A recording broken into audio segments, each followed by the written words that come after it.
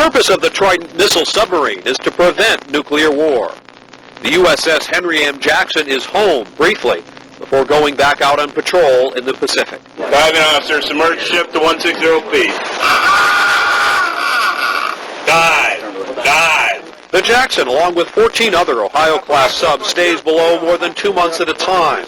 Its defense is its ability to move beneath the waves undetected. Are we going to begin another contact? 140 feet. Alert 1, exercise, command exercise. Now what has just happened is the radio room has received a launch control order. And its crew practices over and over again what they hope they will never have to do.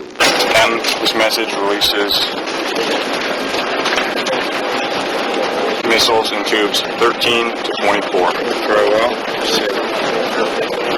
Do you concur? I concur. Release missiles 13 through 24. Very well. Man battle stations missile. Man, battle stations for missile, bring without guidance with launcher. Spin up all missiles. Cue the watch sound, the general alarm.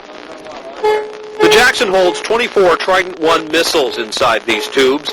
Each missile has 8 warheads. Each warhead is 7.5 times more powerful than the bomb dropped on Hiroshima. Weapons, launcher ready. Launcher. Simulate section tactical. Similar to tactical. Set keel depth 160 feet. Simulate pressurizing tubes to order launch depth.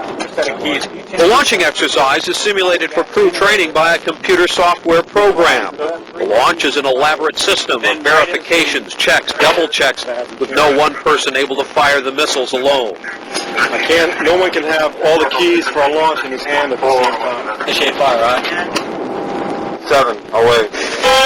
The exercises are soon over. Good ball, huh? 7-4, 130. Good job, you guys.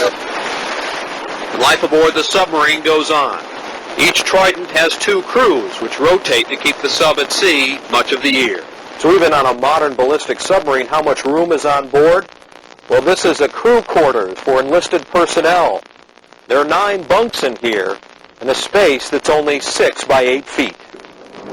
Petty Officer Second Class Louis Pooch has served aboard the Jackson for 4 years. Get used to it. You pretty much get into the mission on the ship. Pretty much everybody comes together as a team because you've got to depend on each other. It's not like any other commands. We're pretty tight. 170 men call the Jackson home. Women are still not allowed to serve on a submarine. But what is the future for a class of ships built to deter a Soviet strike now that the Cold War is over? Captain Walter Elliott talks about nuclear weapons as genies, capable of unleashing unbelievable force if let loose. I'm not sure that it makes any difference how many genies are out there, whether it's 5,000, 4,000, or 1,000. We're here to deter the use of even a few. The future of what was the Soviet military is uncertain. Times have changed. What is certain is that 4 former Soviet republics still have nuclear weapons and little money to dismantle them under the terms of nuclear disarmament. China has intercontinental nuclear missiles and even 1 ballistic submarine. Iraq tried to build its own nuclear arsenal, which the UN is still trying to stamp out.